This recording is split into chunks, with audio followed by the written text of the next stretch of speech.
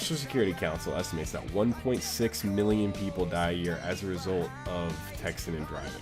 Today we're going to be using Chi-Mag equations to solve for reaction distances, braking distances, and total distances of texting and driving versus normal driving.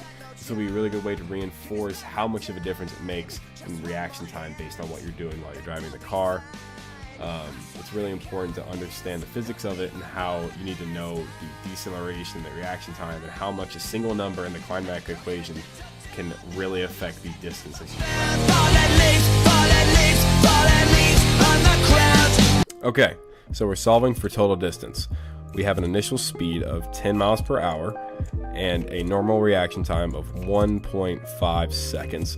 And the deceleration of the car when you brake is negative 10 meters per second squared. Now the first step is to convert 10 miles per hour to meters per second. So we do 10 miles over 1 hour times 1 mile, 1,609.34 meters. Yeah, I knew that off the top of my head. What's up? You got 1 hour over 3,600 seconds equals 4.5 meters a second. That is your initial velocity. Now you have to solve for the reaction time. No, we already have the reaction time. You solve for the braking time.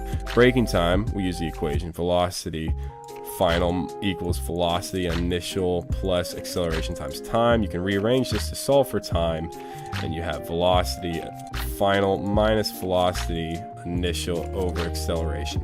Now we have all these variables. We know it's final velocity is 0 because it ends in a stop.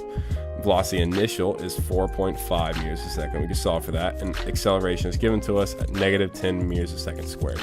You plug all this in, you get 0.45 seconds. This is the total time it takes to brake.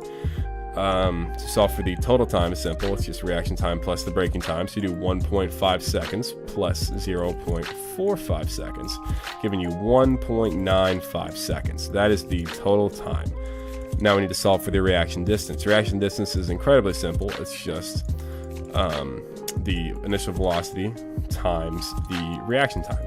So we have both those variables. So we do velocity initial, which is 4.5 meters a second, times the reaction time, which is 1.5 seconds. You plug these in and you get 6.75 meters. That is the total reaction distance. Now we need to solve for the braking distance, which is change in x equals velocity final minus velocity initial over 2 times time.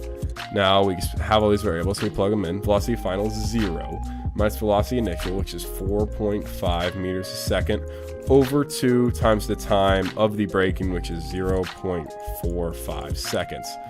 Plug all this in and you get 1.0125 meters. That is the braking distance. And to solve for the total distance, you simply add these two together. So you do 6.75 meters plus 1.0125 meters. Add them together and you get 7.7625 meters. That is your total distance, and that is how you solve for it. Run away before you drown. All the streets will beat you down. Falling leaves, falling leaves, falling leaves on the ground.